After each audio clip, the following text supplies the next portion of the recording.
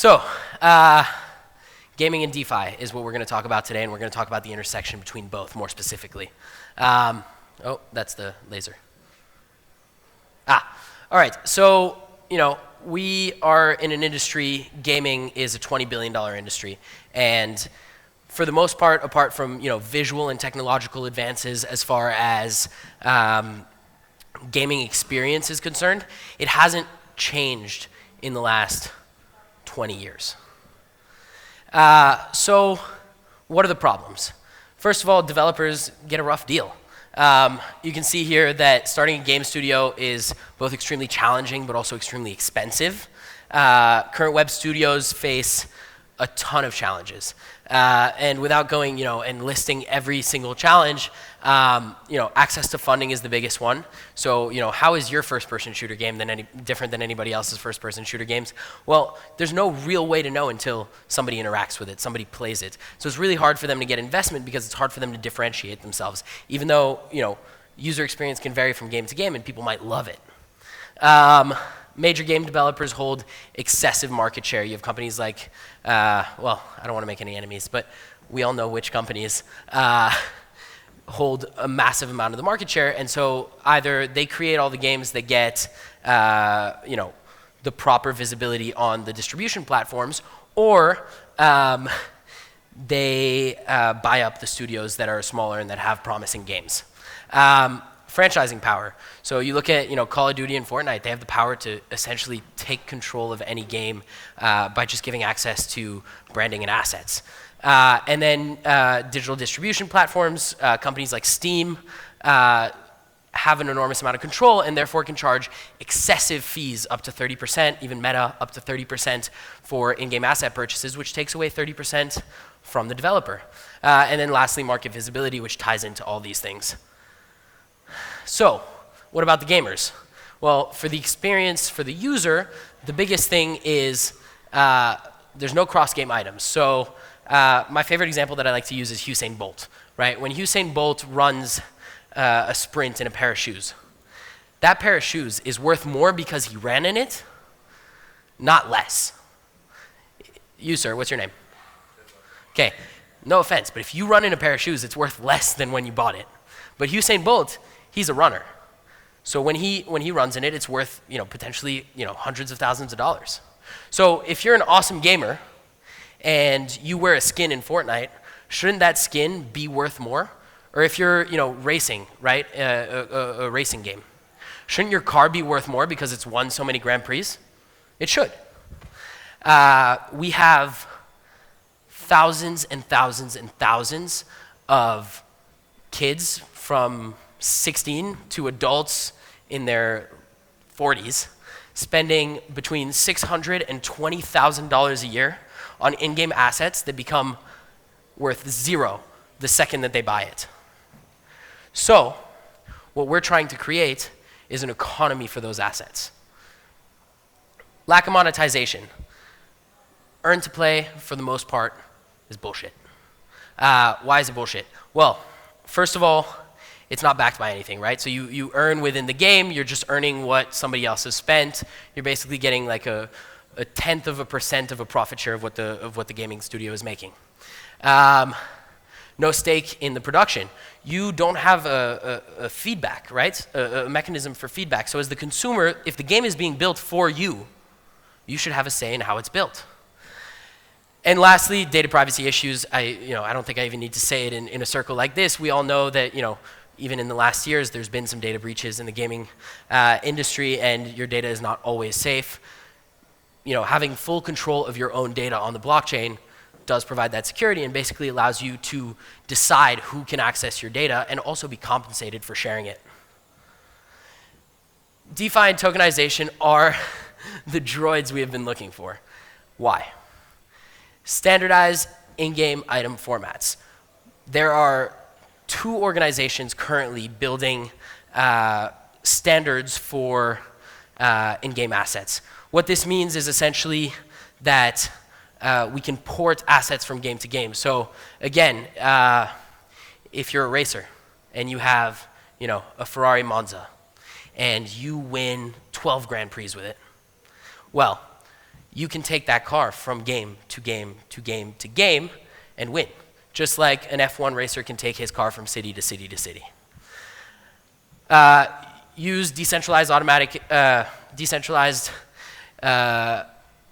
organizations to empower your community. So essentially, by creating a token, you have members of your community that are invested in the game, invested emotionally, that is, and they can use the tokens to vote on game development features, just like in any decentralized autonomous organization. Decentralized publishers. So right now we are actually working on developing our own publisher as well, a competitor to Steam, so to speak, where we won't take the 30% fees, and essentially will allow everybody to have visibility based on merit, based on how people are interacting with the game, versus on who has the most money to pay. And lastly, alternative funding models. So we basically provide an opportunity for game developers to raise money in a non-dilutive fashion from community based solely on the merit. And why is that important? Well, there's two reasons. One, our trust with our community. We need to always maintain a heavy due diligence process for any project that we onboard onto the exchange, so that our community continues to trust us and spend their time and energy becoming a part of the structures of these games. So this is a little case study, and I won't get into too many details, but most people I think are aware of Axie Infinity. It's a big it was a big project. Axie Infinity is a play-to-earn game developed by Sky Mavis, which involves players buying, breeding, raising, battling, and trading digital creatures called Axies. The game operates on the ETH blockchain using a sidechain called Ronin to manage transactions and reduce fees. Ronin is pretty cool, by the way. Key stats. Daily active users, they've got 2.5 million daily active users. Big game. Total revenue, they generated $1 billion in revenue. So till now, essentially. And number of transactions, they did millions of transactions that have been processed on the Ronin sidechain, specifically designed to support Axie Infinity. And finally, the DeFi integration. So they created a token called SLP, Smooth Love Potion. And it's a token earned by playing the game, which can be used for breeding new Axies. SLP can also be traded on various cryptocurrencies, exchanges, acting as a bridge between gaming and earning real-world value, and also that real-world value increasing in value and it being an investment. So you're investing your time and earning back value. AXS serves as the governance token, which allows holders to vote on key decisions in the game, essentially making it sort of a DAO. So what do Web3 games need to be better? Well, the first thing is to improve the utility of tokens. So we need depth of tokenomics.